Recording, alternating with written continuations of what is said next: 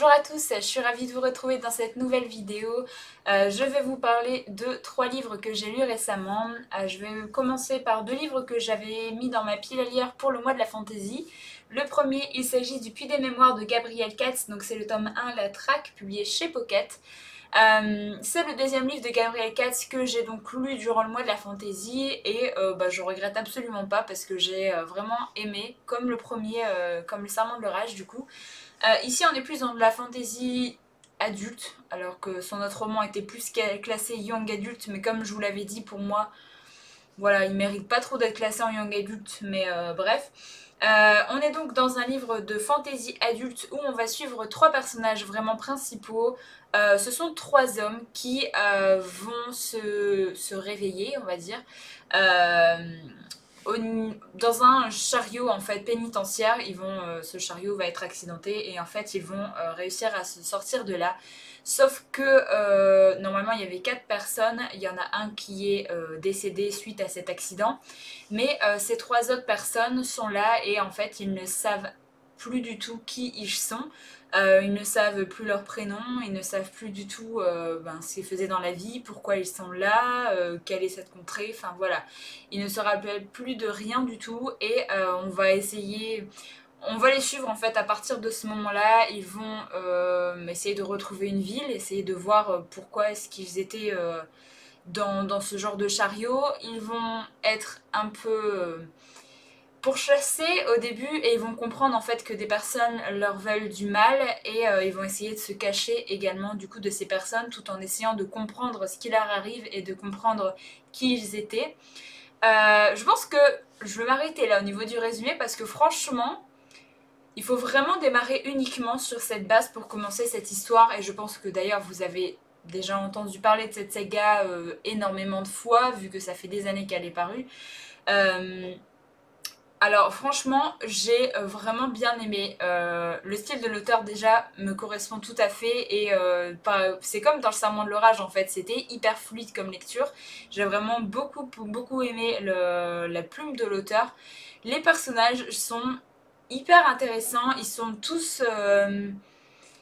vraiment charismatiques en fait. Vous avez vraiment des personnages, vous pouvez pas vous tromper. Même si on ne sait pas leur nom, ils vont s'auto-donner des noms. Et du coup, on arrive à les différencier grâce à ça. Mais même sans le fait d'avoir des prénoms, enfin, ils sont facilement différenciables, je trouve. Donc c'était plutôt sympa. L'intrigue est assez longue à se mettre en place dans ce premier tome, mais elle donne envie d'en savoir plus. C'est hyper intriguant, on ne sait pas trop pourquoi est-ce qu'ils sont arrivés là, pourquoi est-ce qu'ils ont perdu la mémoire. Il y a pas mal de petites choses qui se mettent en place. Ça va assez vite quand même, on passe de plein d'événements à d'autres. Il y a certains personnages secondaires d'ailleurs que j'ai trouvé ça dommage que on passe à autre chose aussi vite parce qu'en fait on commence à s'attacher à des personnages, ils commencent à rencontrer d'autres personnes et il se passe quelque chose et du coup ils vont en part et en fait on oublie les personnages d'avant et ça j'ai trouvé ça un peu dommage, mais alors ça fonctionnait bien dans l'histoire, vraiment dans le déroulement de l'histoire, mais voilà j'ai trouvé ça un peu dommage de faire des personnages comme ça et de tout de suite les oublier, donc c'était un peu dommage. Mais voilà, c'est juste ça qui m'a un petit peu gênée. Alors pour l'instant, le premier tome a rien d'extraordinaire comparé à d'autres livres de fantasy que j'ai pu lire. Mais c'est, comme je vous l'ai dit, en fait, c'est hyper intriguant. L'univers commence à se mettre en place petit à petit et ça donne vraiment très envie de lire la suite. Franchement, moi en fait il m'en faut pas plus. Si l'écriture est fluide, que ça vraiment ça m'accroche un petit peu, j'ai toujours envie de savoir ce qui va se passer. C'est juste ce qu'il me faut, que ces personnages sont vraiment crédibles, qu'ils ont vraiment, je sais pas, un comportement que j'aime bien, un caractère que j'aime bien, et qui a une intrigue qui avance, tout ça, bah moi il m'en faut pas plus pour un premier tome, je trouve que c'est déjà énorme. Donc voilà, c'est un premier tome qui est quand même assez court, donc c'est pour ça qu'il se passe pas non plus grand chose. Il fait 380 pages, donc voilà, c'est pas très très long pour un livre de fantasy. Mais voilà, je trouve que c'est un bon premier tome, ça met vraiment je sais pas, enfin ça commence bien la saga, donc je pense que je tarderai pas trop pour lire le tome 2 et 3 vu qu'il me semble que c'est une trilogie. je crois. Les autres livres de l'auteur, alors je sais pas si c'est vrai ou pas, mais je crois que certains se passent dans le même univers ou quelque chose comme ça. Je sais plus, mais en tout cas le tome 2 et 3, je pense que j'essaierai de le lire peut-être cette année, je ne sais pas, je vais essayer en tout cas, mais franchement une bonne découverte que ça a été pour ce mois de la fantasy de découvrir La Plume de Gabriel Katz, parce que franchement j'ai été vraiment agréablement surprise par les 2 livres que j'ai lus. J'ai ensuite lu le 2e tome de la saga Fils des Brumes, donc c'est le Puits de l'Ascension de Brandon Sanderson, publié au livre de poche. J'ai traîné ce livre-là pendant quasiment 15 jours parce que je suis un peu déçue. Parce que j'ai vraiment eu un coup de cœur pour le premier tome. J'avais d'ailleurs fait une vidéo dédiée à ce premier tome que je vous mettrai en barre d'infos si jamais ça vous intéresse. Parce que voilà, je ne vais pas faire un résumé vraiment de cette histoire parce que j'ai vraiment parlé de long en large, en travers, dans une vidéo spéciale. Donc je vous invite à aller la voir si ça vous intéresse. J'étais hyper contente de retourner dans cet univers. J'avais très envie de voir ce qui allait se passer en fait. Parce que si vous avez lu le tome 1, vous savez, personnellement j'étais là, mais il va se passer quoi en fait maintenant? Il y a encore 2 tomes, et pour moi l'histoire aurait pu s'arrêter là, clairement. Donc voilà, j'étais un peu curieuse de savoir où est-ce que l'auteur allait nous amener dans ce 2e tome. Et alors, j'ai bien aimé retrouver l'univers, j'ai bien aimé retrouver tous les personnages parce que franchement, j'adore les personnages que Brandon Sanderson a mis en place dans cette saga. J'adore Vin. Bon, il y a des personnages aussi, mais je ne peux pas trop vous dire lesquels. J'ai un peu plus de mal avec, je sais déjà même plus son nom, Elend. Je vous dis pas trop qui c'est parce que sinon je vous spoilerai un petit peu le premier tome. Mais voilà, j'ai un peu plus de mal avec ce personnage-là. Je sais pas, il n'y a pas vraiment grand-chose qui me gêne, mais j'ai pas de feeling en fait avec ce personnage, c'est tout. Mais en tout cas, Vin est un personnage que j'aime vraiment beaucoup. Il y a Seized également que j'aime beaucoup. Je sais plus si ça prononce comme ça, mais voilà. Et en fait, j'ai été déçue par ce 2e tome, puisque il fait, alors attendez, 1050 pages à peu près. Donc c'est vraiment un gros livre déjà. Et malheureusement, j'ai trouvé ça très long et lent pendant quasiment 600 pages. Vous avez l'histoire qui recommence très lentement. Vous avez beaucoup de choses qui se mettent en place. Mais je sais pas en fait, c'est une période de l'histoire qui, oui, a besoin de temps, qui a besoin, voilà, il y a pas mal de choses qui doivent se mettre en place, et je comprends tout à fait, en fait, que ça prenne du temps, mais ce que je comprends pas, c'est que l'auteur ait passé autant de temps pour ça, parce que, vu la fin du livre, je me suis dit, mais pourquoi avoir mis 600 pages donc globalement, les 600 premières pages, c'est vraiment des intrigues politiques, des intrigues vraiment politiques. Je peux pas en dire plus parce que sinon je vous spoilerai. Mais moi, en fait, les intrigues politiques, j'aime bien dans les livres de fantasy, mais pas pendant 600 pages parce que généralement je m'ennuie. Et là, c'est ce qui s'est passé.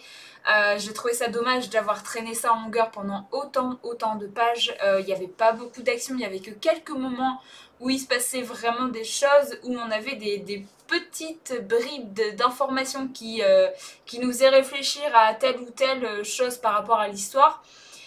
Et du coup, j'étais là, mais il se passe quoi là en fait? Parce que là, je m'ennuie pendant 600 pages, c'était très long, et c'est d'ailleurs pour ça que j'ai mis 15 jours à le lire, parce que je lisais 50 pages, 60 pages par jour et encore, et en fait j'avais l'impression de pas avancer.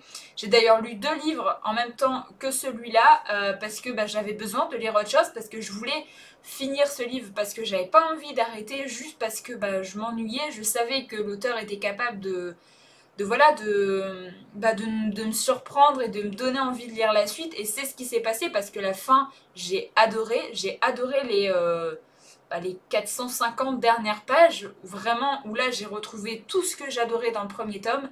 J'ai vraiment retrouvé le système un peu magique qui est mis en place dans cet univers. J'ai retrouvé, on a beaucoup plus de choses par rapport aux créatures qui sont dans cet univers. Je peux pas trop vous en dire non plus. Pour les personnes qui l'ont lu, je pense que vous savez de quoi je parle. Et j'ai pas retrouvé ça au début de l'histoire et c'est ça qui m'a manqué, mais franchement la fin me donne envie de lire le tome 3 quand même et j'espère vraiment que le tome 3 sera plus dans la veine du premier tome que de ce tome 2 en fait, que ce soit moins politique mais que ça avance plus vite, qu'on ait plus d'informations par rapport aux choses qu'on veut savoir. Et alors il y a Anne-Lou, si je me cours pas, qui, on en a beaucoup parlé également sur Insta, et en fait elle a déjà lu le 3e tome et elle m'a dit que c'était plus dans la veine du premier tome. Donc je croise les doigts pour aimer autant le 3e tome que le premier tome et pour que ça finisse bien cette première trilogie, parce que j'ai vraiment envie d'avoir une bonne note, de finir cette trilogie sur une note positive, vous voyez. C'est vraiment ça que j'aimerais bien, parce que là du coup je suis un peu mitigée. Donc voilà, et ses problèmes avec Brandon Sanderson, c'est qu'il passe énormément de temps à décrire des choses qui sont inutiles des fois et qui font pas avancer l'histoire, et je trouve ça dommage d'être autant descriptif pour certaines choses. Mais globalement, en fait, je vous recommande quand même cette saga parce que le premier tome était juste génial. Et par contre, je comprends pas les personnes qui m'ont dit que le tome 2 et 3 étaient meilleurs que le premier tome, parce que moi, pour le tome 2, je trouve pas du tout, du tout. Voilà, je peux pas comparer avec le premier tome. Le premier tome était vraiment au-dessus. Donc voilà, je crois plus les personnes qui me disent ça du coup, parce que ils m'ont menti. Donc voilà, je vais lire le tome 3, j'espère très sincèrement avoir le temps de le lire cette année. Normalement, je vais essayer de me le caser peut-être au mois d'août pour voilà, essayer de le lire avant la fin d'année. J'aimerais vraiment beaucoup. Et en tout cas, je vous conseille quand même cette saga, et allez voir ma vidéo sur le premier tome si jamais ça vous intéresse d'avoir beaucoup plus d'informations vraiment sur l'histoire et sur ce que j'ai pensé du premier tome. Je vais ensuite vous parler d'un audiobook que j'ai lu très récemment. Ça faisait un petit moment que j'avais pas écouté d'audiobook et je me suis dit bon j'aimerais bien trouver un qui m'intrigue comme ça pendant que je cuisine ou des choses comme ça. J'aime bien en fait écouter un audiobook. La musique c'est bien, les vidéos YouTube j'avais fait le tour, genre j'avais tout vu, ce qui m'arrive assez rarement. Et du coup j'étais là, bon je vais mettre un audiobook. Et je me suis dit que j'allais partir un petit peu dans du thriller, parce que ça faisait un moment que j'ai pas lu de thriller. Et donc j'ai décidé d'écouter Terminus Elicious de Karine Gibel, ou Giebel, je sais jamais comment ça se prononce. J'ai découvert cet auteur l'année dernière, il me semble. J'ai déjà lu 2 livres de cet auteur que j'ai vraiment beaucoup aimé. Il me semble que c'est Les Morsures de l'ombre et je ne sais plus. Un truc avec l'ombre aussi, mais je sais plus lesquels. Enfin bref, j'avais vraiment beaucoup aimé les 2 livres que j'avais lus de cet auteur, et quand j'ai vu celui-là qui était dispo sur Audible, je me suis dit pourquoi pas. C'est un livre qui est très court, il me semble. Là ça faisait quoi, 5 heures d'écoute, un truc comme ça, donc c'est très rapide pour un livre audio. C'est le premier livre, il me semble, qui a été publié de cet auteur, donc je me suis dit pourquoi pas l'écouter en livre audio. Alors je l'ai écouté, et franchement la personne qui fait le livre audio, j'ai vraiment kiffé en fait, la personne qui faisait la lecture comme ça de ce livre. J'ai trouvé que la voix de cette personne correspondait totalement à l'histoire, correspondait totalement au personnage principal. Donc ça c'était vraiment un bon point à souligner, parce que ça arrive assez rarement. Des fois je n'arrive pas à accrocher à la voix de la personne qui lit, et du coup je peux pas continuer l'audiobook, et ça m'arrive très souvent malheureusement. Donc pour ce qui est de l'histoire, on va suivre Jeanne qui... alors je sais plus son âge, je crois qu'elle a la trentaine ou la quarantaine, enfin c'est vraiment une femme adulte, qui travaille dans un commissariat au niveau de Marseille, et elle habite Istres. Attendez, je me fais agresser par une mouche. Elle habite Istres, et en fait tous les jours, le matin et le soir, du coup elle fait le trajet en métro et ensuite en train pour aller travailler. Jeanne est un personnage assez particulier, vu qu'elle est très solitaire, elle a quasiment pas d'amis, elle vit encore chez sa mère, et elle a, comment dire, ce qu'on peut appeler des TOC. En fait, dans le livre audio, c'était très bien fait également, vu que très souvent, elle est là en train de se demander si son sac est fermé, s'il n'y a personne qui la suit. Elle a vraiment, quand elle arrive à son bureau, puisqu'en fait elle travaille au commissariat, mais elle n'est pas gendarme, elle travaille dans tout ce qui est RH. Elle arrive à son bureau et en fait elle sort vraiment ça, puis ça, puis ça, il faut toujours que ce soit dans le même ordre. C'est vraiment un personnage qui est vraiment des tocs. Et elle a également une personnalité qui va se mettre en place, on va dire, au fur et à mesure de l'histoire, où en fait elle va se parler à elle-même. Et franchement, c'est là que je me suis dit, ouais, la femme qui lit le livre, elle le fait super bien, parce que franchement, quand on a une double personnalité comme ça, et en plus que c'est la même personne qui lit, il faut que ce soit bien fait. Et là, elle le faisait vraiment nickel. Elle prenait vraiment une intonation différente. Et j'étais pas du tout perdue entre quelle personnalité parle, tout ça. Donc ça, j'ai vraiment bien aimé. Et en fait, Jeanne, quand elle va partir un jour au travail, elle prend toujours la même place, toujours dans le même wagon dans le train. Elle s'assoit toujours là, elle prend le train toujours à la même heure. Et elle va trouver une enveloppe qui va lui être destinée, qui va y avoir son nom marqué dessus. Et en fait, elle va commencer à la lire. Déjà, elle va trouver ça très très bizarre qu'il y a son nom marqué dessus. Mais quand elle va la lire, elle va se rendre compte que c'est un admirateur secret qui lui dit que voilà, il l'a déjà vue dans le train, il la trouve très jolie, tout ça, qu'il n'ose pas l'aborder. Et voilà, une lettre assez banale en soi qui lui montre qu'elle a un admirateur secret. Du coup, elle est vraiment...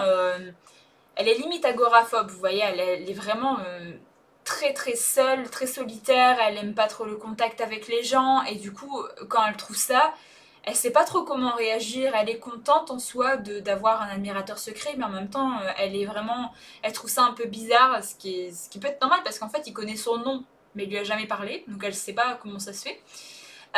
Donc voilà, elle va faire sa journée de travail, elle va rentrer chez elle, tout ça, et en fait, elle va retrouver une autre lettre plus tard dans la semaine, toujours au même endroit, vu qu'elle s'assoit toujours pareil au même siège. Et par contre là, elle va se rendre compte que cette personne qui lui a écrit n'est pas forcément quelqu'un de bien, vu qu'il lui dit que c'est un tueur en série, et c'est le tueur en série qui agit en fait à Marseille en ce moment. Elle en a entendu parler dans les locaux de la police, vu que voilà, c'est son commissariat qui s'occupe de cette affaire. Du coup, elle a entendu des bruits et elle sait pas trop quoi faire. Lui, enfin, je veux pas trop vous dire comment est-ce qu'il lui annonce ça et pourquoi elle lui écrit. Je vous laisserai découvrir ça. Mais en gros, voilà, on va suivre vraiment cette histoire où il va y avoir un échange entre Jeanne et cette personne, donc qui s'appelle Elicious. Et on va suivre également les enquêteurs qui se trouvent au commissariat de Marseille, du coup, qui commencent à essayer de dépêtrer un petit peu cette affaire, essayer de trouver qui est ce meurtrier, pourquoi est-ce qu'il fait ça. Et on va suivre vraiment cette histoire-là tout au long de ce roman. Je ne vais pas vous en dire plus par rapport au résumé parce que le livre est très très court, donc voilà, je pense que j'en ai déjà assez dit. C'était une bonne histoire, j'ai passé un bon moment en fait d'écoute, du coup pas de lecture mais d'écoute. Franchement c'était sympa à lire, c'est pas le meilleur Karen Gibel plutôt que j'ai lu, enfin que j'ai écouté, vu que les deux autres, Les Morsures de l'ombre et Juste une ombre, je crois que c'est ça. Pour moi était vraiment vraiment super bien écrit, l'histoire m'avait vraiment happé. Là c'était moins le cas, l'histoire était sympa, la fin était bien, mais c'était pas oufissime non plus. Et le problème en fait que j'ai un peu eu, c'est que j'ai pas vraiment réussi à accrocher au personnage de Jeanne, qui justement est très particulière, et du coup elle était tellement particulière, elle avait tellement un caractère avec plein de tocs, que du coup je restais très à distance en fait avec ce personnage. Donc je pense que c'est ça aussi qui a fait que j'ai pas réussi vraiment à accrocher à Jeanne, et du coup je suis restée en retrait de toute cette histoire. Mais c'était sympa à lire et je regrette pas de l'avoir écouté, c'était plutôt une bonne écoute. Donc voilà, après il faut se dire également que c'était le premier roman de l'auteur, que voilà, elle s'est clairement améliorée avec le temps. Je vous conseille vraiment de découvrir cet auteur si jamais vous cherchez une auteure française de thriller, parce que franchement ça se lit très très bien, et les histoires sont vraiment hyper sympas. Là j'ai encore un livre dans ma palle de cet auteur et je pense que je vais pas trop traîner parce que il me fait très envie. C'est De Force, je crois. Ouais, je crois que c'est ça. Donc voilà, je suis plutôt ravie d'avoir découvert un autre roman de cet auteur. Donc voilà, n'hésitez pas à me dire si jamais vous avez lu un roman de Karine Gibel plutôt, lequel vous me conseillez, parce que je suis toujours preneuse. Il y avait son dernier roman qui a été paru, c'est Toute blesse la dernière tue, je crois que c'est ça.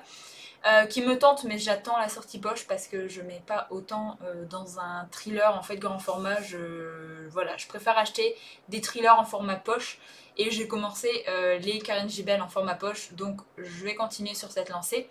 Donc voilà, n'hésitez pas à me dire si jamais vous avez un titre à me conseiller, je suis toujours preneuse. Donc voilà, c'en est tout pour cette vidéo, j'espère qu'elle vous a plu. N'hésitez pas à me dire votre avis en commentaire sur un des livres que j'ai présenté.